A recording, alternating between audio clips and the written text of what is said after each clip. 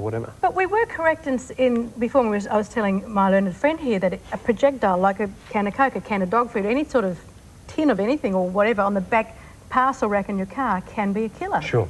The most ridiculously named thing in a motor car is the parcel shelf.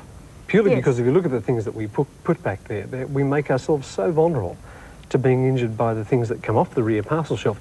Because what happens is that the car may stop at 60 kilometres an hour, but whatever's on the rear parcel shelf keeps going at 60k. And if we didn't have a seatbelt on, we'd still be, sure, wouldn't we? Same sort of principle. Yeah. I think probably the greatest irony is that people put first aid kits on the rear parcel shelves. Killed by his first aid kit. In metal boxes, right? Yeah. So as it's clubbing you to death, at least you can put a Band-Aid over the scar. But people put umbrellas back there and they make a great javelin at 60 kilometres an hour. But they're only the small things. Yeah. You know, if you look at a station wagon, we're going to talk about this in weeks to come, but probably one of the most prone things that we don't put as standard equipment into a car in the station wagon version is the cargo barriers. Yes. Because of all the gear we put in the back of the station wagon. Yes. Now, of course, all our news cars out there have got the wire mesh between the car I thought that was to stop the dogs biting you, if you had a dog in the back. There is a thing called... yeah, exactly.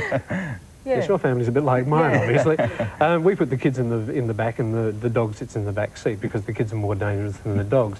But the simple fact is that when you look at the things that go in the back of the station wagon, be it shopping, be it the spare tyre or the jack, at 60 kilometres an hour, those things don't slide along at floor level and hit the back of the seat. They get projected back up over the back of the seat and into the passenger area. The other way of looking at that too is, Tony, if you are in an unfortunate situation where you get into an accident and the car actually rolls, you've also got all that stuff that's just flying around inside the car.